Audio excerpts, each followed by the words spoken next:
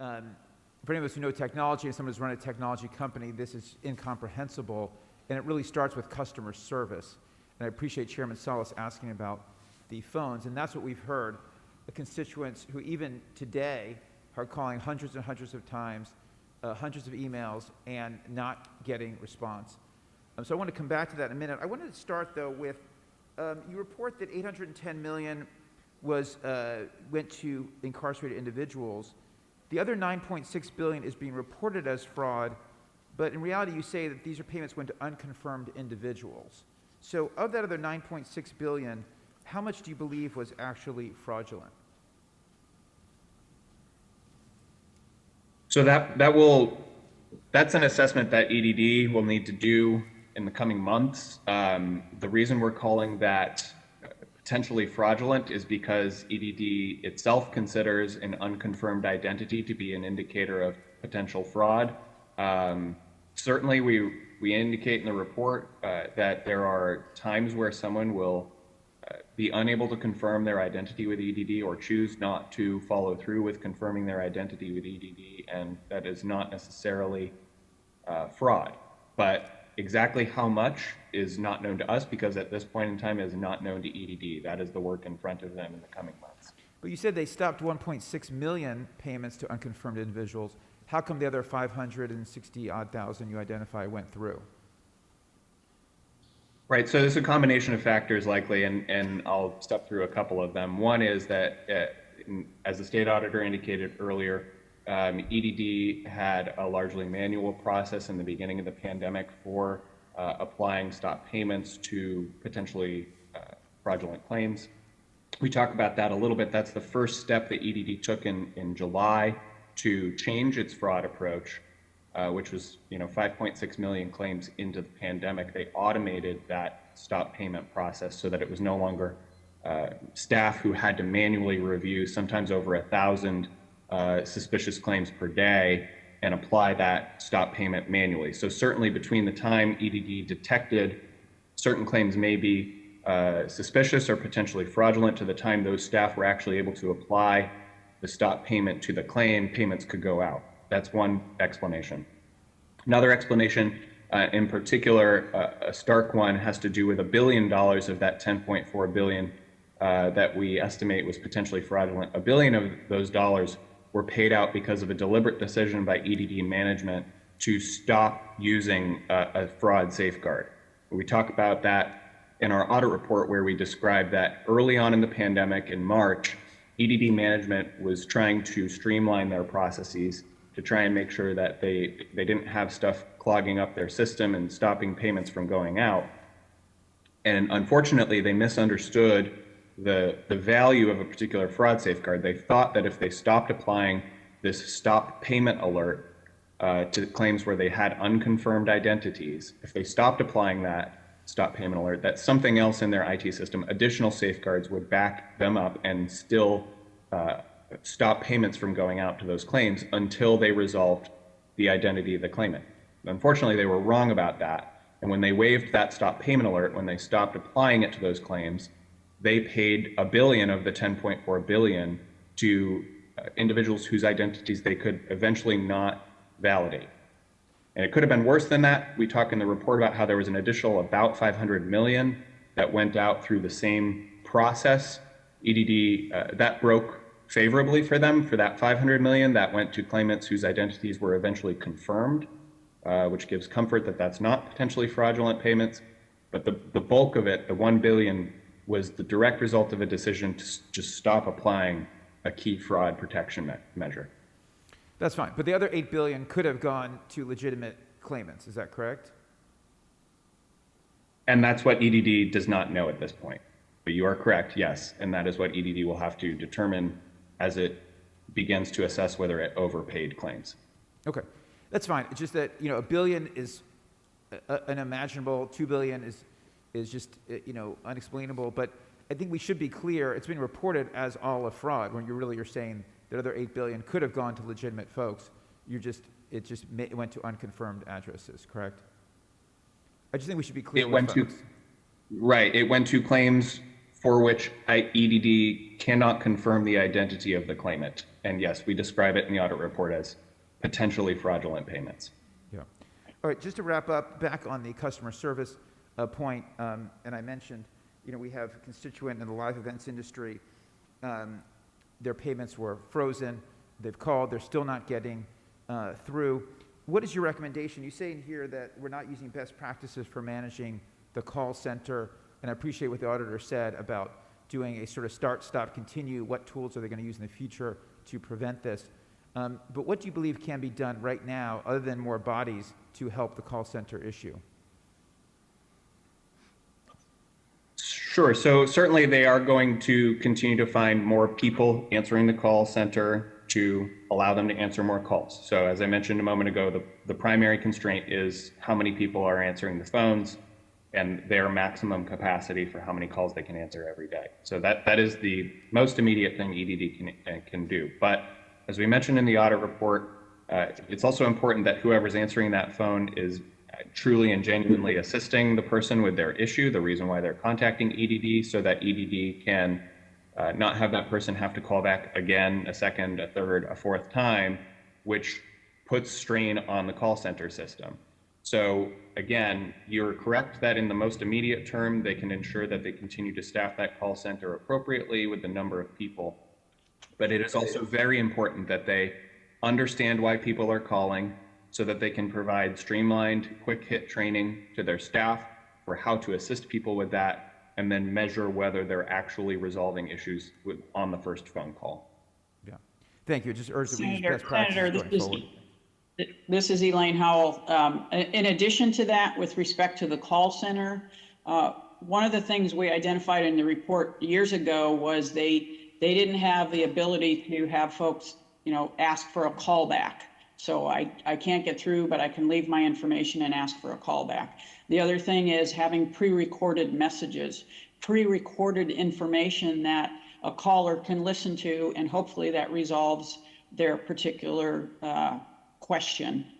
So we are suggesting in our recommendations to EDD, they immediately develop those pre-recorded messages. They have the capability to do that with their phone system. They lost that functionality when they implemented this virtual contact so that their callers could, because of the pandemic, callers could be at home working remotely. The virtual, I think it's called virtual contact.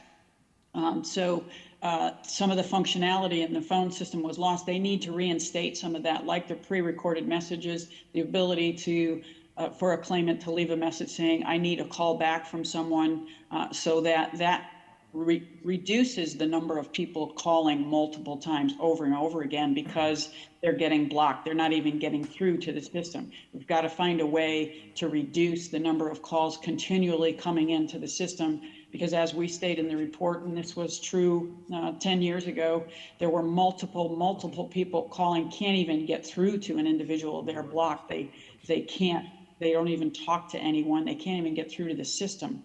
So there are some things that they could do immediately, in addition to what Mr. Harris said as far as adding additional staff, because some of the staff, as he mentioned, these tier 1 individuals only received a certain amount of training, and in many cases, those individuals couldn't help the person who was able to get through and talk to them, the claimant talking to them. And it was close to 30% of those calls, they weren't able to resolve the situation and had to refer that to tell the individual who had called in, I'm going to have to refer this to someone who is more experienced and we'll get back to you, which again is frustrating for a claimant who finally got through, perhaps after multiple attempts, now gets to someone who can't help them. And certainly that person at EDD is frustrated because they don't have all the information they need to assist people. So we do have some immediate, some recommendations that we think EDD needs to implement immediately, and then a couple of other recommendations that they need to implement by March of this year. And we think that will help in resolving some of the issues they've had with the call center performance. A quick question, and Director Science, I appreciate, great respect for your background, appreciate you assuming leadership in this complex and changing situation and your staff being here today. One clarification from the auditor's follow-up that we had, as I read it, there's 810 million of fraud tied to the incarceration data, and then another billion that looks certainly like fraud. But of the other 10.4 that's been reported, she said it may be fraud, it may not be fraud, and that's up to EDD to decide. When will we know whether that was actually fraudulent or not? Assemblymember Becker, Nancy Farias with EDD. We have confirmed that that is fraud. We consider that the claimants have not confirmed their identity. And as my colleague mentioned earlier, there is a certain amount of time that people have to confirm their identity. If they do not, we have assumed that is fraud. I got it. Okay, so it's possible it is not, but that is the assumption at this point. Thank you for clarifying. Anyway, I appreciate a lot of the comments here. Director Steins, I know you're taking the reins of an agency that has somehow managed to do something very difficult, allow massive fraud on a mind-boggling scale, and also deny benefits to millions of Californians who rely on this lifeline, including my constituents, for food, shelter, and shattering many lives. In 2016, we knew that 35 states cross-matched claims against incarceration data. Will you commit today to look at best practices from other states, not just on fraud detection, but on call center technology, call center training, and the other key elements of the system? Absolutely. That's great. We appreciate it. And we live in a world of 24/7 access to online and mobile services. We shop 24/7. We should have an expectation that people can access their accounts, email in questions, get responses. My final question for you is, what are the 3 biggest changes that you believe EDD can make to get back to residents in a timely manner and with a satisfactory answer to their questions? What do you think are the 3 biggest changes EDD can and needs to make? Well, I think some of them are the changes that they have made already, but more has to be done. So us calling people rather than them calling us providing more self-service options. I mean, you have background in technology. A lot of the reason that we're getting all these calls is because people could not take care of this by other means. Yeah, exactly. So, we have 3,000 people answering 3 to 4 million calls a week. That's not going to work. You can't make a call center that big.